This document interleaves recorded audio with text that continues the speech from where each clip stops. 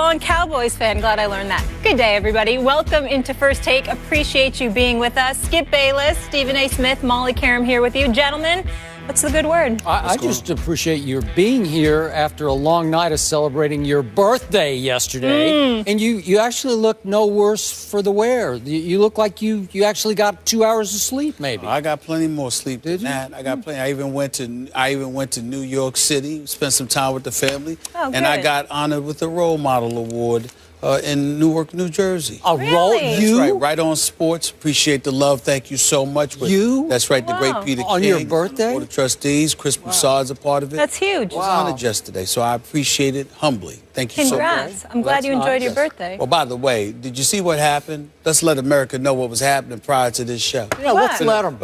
You dared me to bring this up. You bring it up. What? Go ahead. Skip Bayless, we actually had to sit here and watch and wait while Skip Bayless was getting his eyebrows done before we would appear on They national framed the TV. baby blue. And had the nerve to say that that's the reason we got ratings. That's had the nerve to say that. And by the way, just a little context for our viewers. The only reason he noticed is because, for once, he actually came out a little early. He didn't make it just for barely the start of the show. So he actually saw what happens every morning, right on schedule, 2 minutes before showtime. The beautiful Hope, our makeup artist, comes out and does my eyebrows. Now, I don't need any more makeup like you. You need like 20 minutes in the chair. I just get my eyebrows filled in a little bit. That's all the rest. Time out. Who has the best eyebrows? You do. But let's be very, very clear. The only reason Skip doesn't need that much time in the air is because he spends about 40 minutes in the bathroom doing his own. Let's keep that in mind. Let's not forget that. Okay? Do I look like I have any makeup on? And oh, by the way, but we all know you do it. We all know you do it. And by the way, the party doesn't start until I arrive anyway. That's why I can make you wait. Let's go. Wait, Let's go. I underestimate. I think you spend 45 minutes in Hope's makeup chair. 5 minutes. 5 minutes. 5 minutes? 5 minutes. I've got every arena that I go to when I got to drab on something, it don't take me more than 5 minutes. It don't matter. I leave the beauty to other people. I don't try to look as good. Well, you should work on your eyebrows a little more. Maybe I should. The eyebrows look all right. I feel like I'm complimenting you guys too much lately, but both these looks, they're nice. Looking clean. I think I'm doing all right. Oh, gosh. Enough. Bernard Hopkins is going to join us later. I don't know if he gets his eyebrows done. Don't miss that. But we kick things off with America's team. Showtime's Inside the NFL ran the sound yesterday of Tony Romo on the field after the Cowboys lost to the Patriots. This was an injured Tony Romo, of course, saying to Brady, "See you in February." Confident Romo, Skip. Are you okay with this bold statement by your guy? Stephen A. Smith, I must admit, I would have liked it a lot more if Tony Romo had actually been wearing shoulder pads, which would have indicated that he actually played in the football game that had just ended on the field.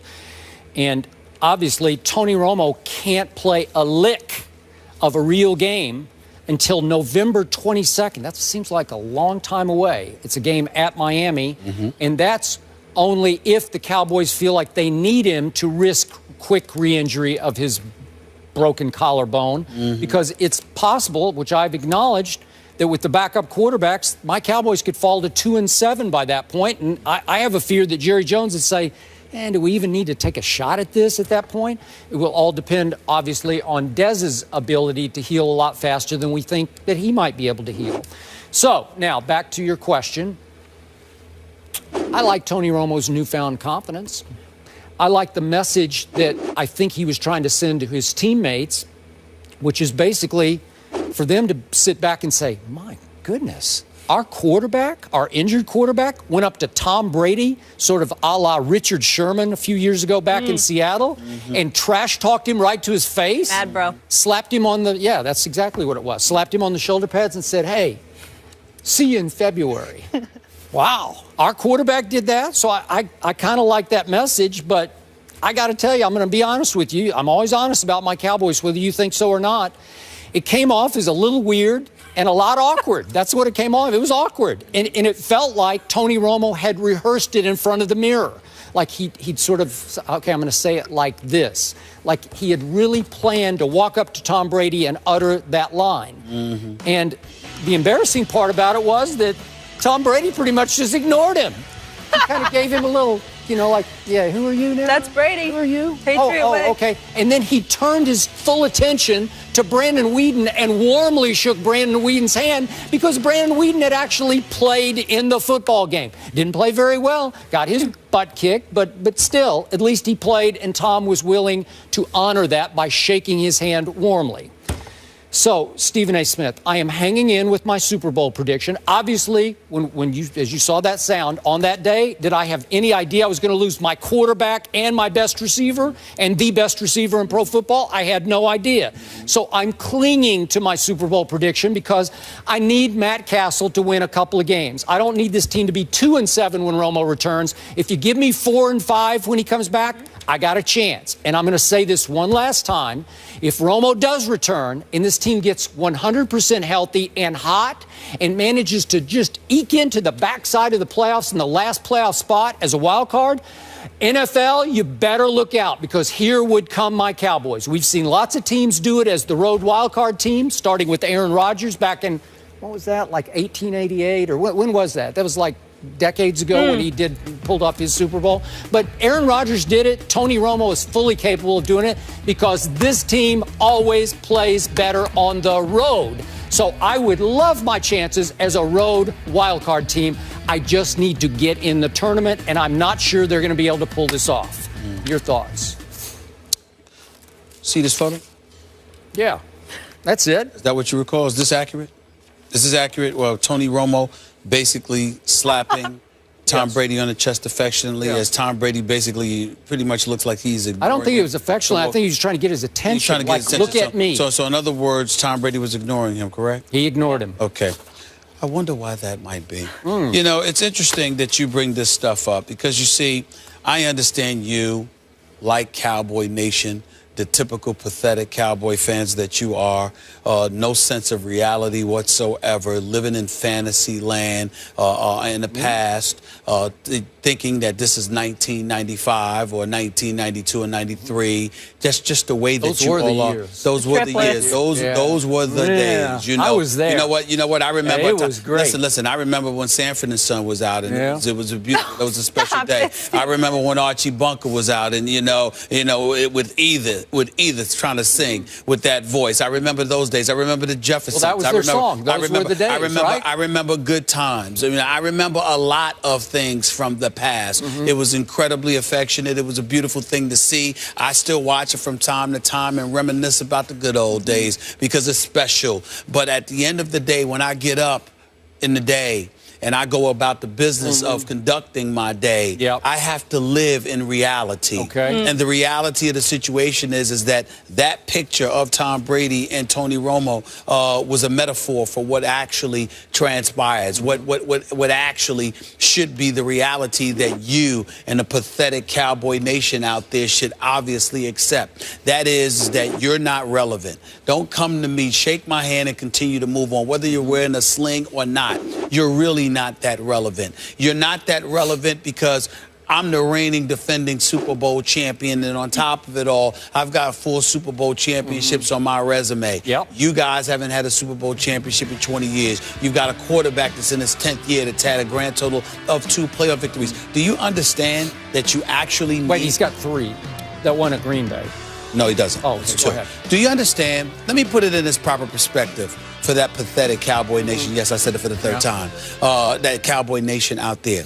Do you understand that in order to win 1 Super Bowl championship, you have to win a minimum of 3 playoff games?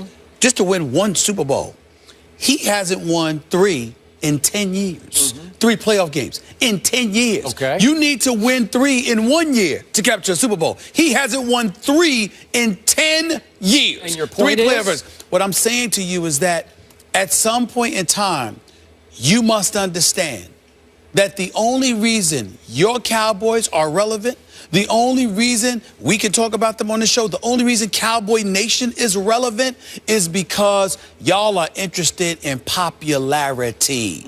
You understand? Not actual substantive value. The Dallas Cowboys, as it pertains to winning, as of yet, have no substantive value. Now, they are coming off a 12-4 season. They did win the NFC East. We do understand respectfully that Tony Romo and Des Bryant are out. And if they were healthy, Skip Bayless, these Cowboys would not be 2-3. They would likely be somewhere around the realms of 4-1, maybe. Possibly 5-0, but definitely possibly at least 5-0. Definitely at least 4-1. I'll give you that. Yes, but the reality is that over the course of 20 years, there are a multitude of things that have gone wrong with the Cowboys. There have been injuries. There have been suspensions. There have been just ineptitude, okay? There has been a hype machine that was too hyped and didn't validate its own hype. There are a multitude of reasons, but in the end, what it comes down to is that the Cowboys, you and Cowboy Nation, need to face the reality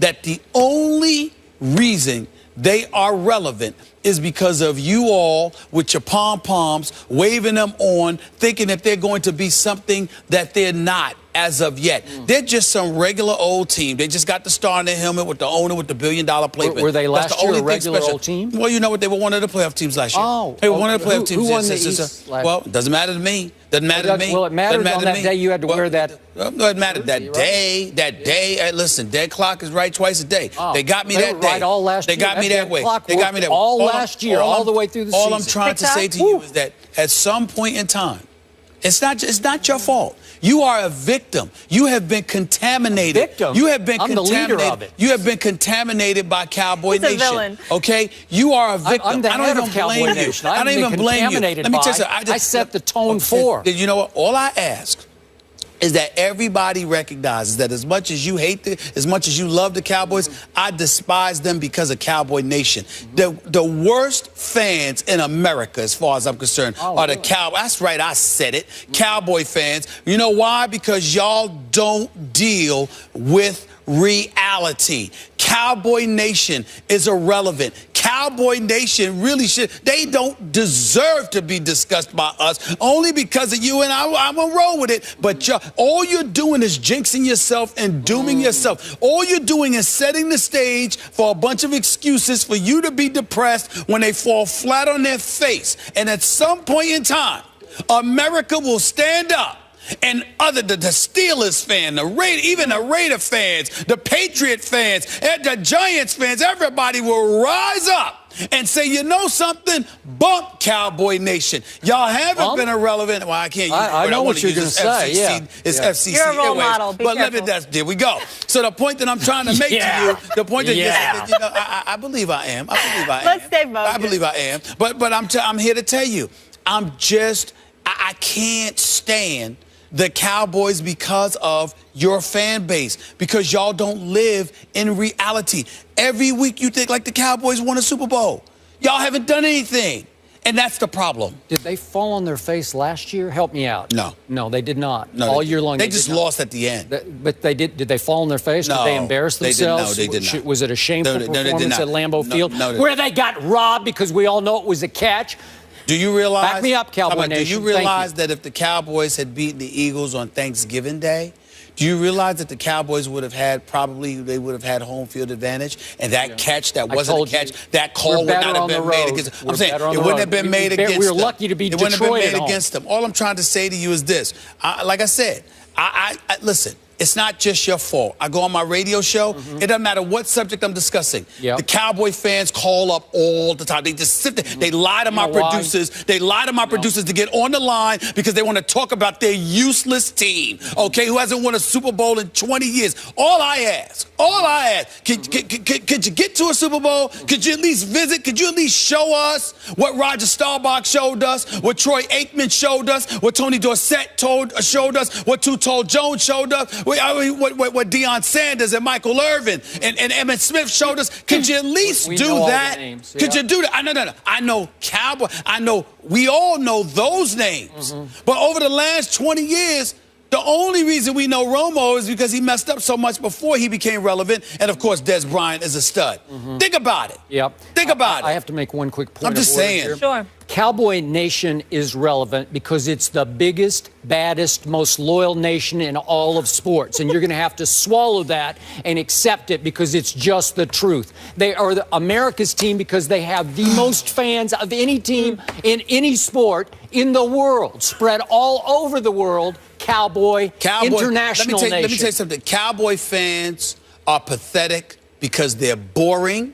And they're predictable. Because they're predictable. Because they hang in with their team? No, because everyone knows what they're going to say. You lose by 40. You lose by 4. It doesn't matter. It's the same thing. Oh, we got cheated. Oh, it was a bad day. Oh, you know what? We'll be back next week. That's been the story for 20 years. Yep. You don't live, not all, because there are exceptions to every rule, not all, but most Cowboy fans don't live in reality. Y'all are nauseating. You continuously force people to want to throw up because we're tired of talking about y'all because y'all haven't won anything yet. Win something, please. Now, back to the original question that this woman asked us. I thought I answered that. No, you did not, because I answered it to start with. And help me out here, Molly. Did I say go, Tony, go in my answer? No. No, I did not. I said I do have a problem with it. It came off as weird and awkward. And then you're accusing me of having no objectivity about my Dallas Cowboys? You know why? Because you only say that because you're worried that it'll get in the way of your ultimate goal. So you meticulously dissect anything that somebody says if it gets in the way of your ultimate agenda, which is to ensure that you facilitate the Dallas Cowboys. Let me tell the world how awful you are as a fan. Does Skip want the best against the best? Not at all. If Brady, let me finish, if it don't matter who it is, if Brady or Rodgers or anybody else had to go down and get hurt for the Dallas Cowboys to win, Skip would wish that. Skip doesn't want to wish harm on anybody. I don't want Tom Brady to go down. You don't want anybody to get hurt. You don't want anybody to get hurt. What I'm saying to you is this. Me, I'm a Ric Flair fan. Woo! To beat a man, you've got to beat the man. Yeah. I think like that. You, on the other hand, if there was accidents, if there was if there was a flu virus going around, whatever it took to facilitate your team winning, you would do it. You know what? How do you even go there? Want to know the truth of what happened? I'm just, you know. No. When that rookie from Philadelphia went out of his way to crush Tony Romo's shoulder into the turf in Philadelphia, I can't remember his name, Justin Hicks or something from Texas. Well, it was a cheap shot, and he admitted. He admitted after the game, I attacked him. Okay, but when that happened, and then obviously that followed Des Bryant taking one little wrong step and his little toe breaks, whatever you call it, a Jerry Jones fracture, whatever it's called. Stephen A. Smith, somewhere after the show, was dancing. He was dancing in front of his mirror somewhere because he was getting his eyebrows done so they could dance up and down, because you got the 2 biggest breaks you've ever gotten in your career. Because my Super Bowl prediction was so dead on that this team was going to roll through the NFC and probably would have had, maybe unfortunately for me, home field advantage through the playoffs. That's how loaded and talented this team is. But you're the one who got the break, and now you're all giddy, and now you're attacking Cowboy Nation because to be the best, you didn't have to beat the best. Excuse me. That's what just happened. Excuse me. Do I look giddy? Yes, you do. No, I don't. You have been giddy. Let me explain something. You were giddy in your answer. Let me explain something. You're up on your soapbox because you got 2 huge Once again, breaks. This is just strategy. You want to interrupt me because you don't want me to say what I want to say. I'm the one who talks too much? I let you talk. I talk a lot, but I don't interrupt you. That's an upset. That's it. I let you talk. Yes, I do. For the record, let me say this to you. Upset. Let me tell you this. I'm going to say this, and then we're going to move on. I'm sick of your pathetic Cowboys. Here's the deal. I am the kind of person, I want the fall to be precipitous. I want the fall. I don't want you to fall off the curb. I want you to fall off the mountain. Like a Six Flags ride. You understand what I'm saying? Nothing, absolutely nothing would please me. See, you go on week to week. Nothing would please me more than to watch Tony Romo and them ball out run through the NFC, run through the playoffs, and everybody's hyped. And then the Super Bowl comes, and then you know what? They've got the game in hand, and then Tony Romo throws a pick six to lose the Super Bowl. I mean, that's the kind of epic stuff I'm talking about. I would take it. I'd take it right now. But see, that's the difference. What I'm saying to you is, I don't want the Cowboys to lose during the regular season and be irrelevant. What fun is there in that? I don't want that. I don't want them to sit there and go into the playoffs and you know what? Oh, you know, they just stink up the joint so easily. No, I want your hopes elevated. I want you gung-ho about them. I want you bragging about them. I want you hyped about them. And right around the time that no one anticipates they collapse, boom. That to me is more enjoyable than them losing during the regular season. You know why? I'm mad they losing now. I want them to win now. You want to know why your logic is so terribly flawed for your own benefit? Right. If that happens, if my Cowboys do get to the Super Bowl, what do you have to do? For the 2 weeks leading up to the Super Bowl, you have to wear cowboy paraphernalia. Let me be very Am I right? Let me be very clear. I would lose a lot of weight that week because I'd be throwing up a lot because it would make me sick. But I will tell you this. What would make up for all of it is what I just described. Okay. If they rolled up in the Super Bowl, the Dallas Cowboys have the lead. They just need to run out the clock. They're about to win a Super Bowl. And then all of a sudden somebody fumbles or throws a pick six. That would be so beautiful. I must admit to you, it would be a lot of fun. But by then, you would have thrown up so much, you'd be down to like 96 pounds at that point because you would have had the 2 worst weeks of your career, if not your life. Am I right about that?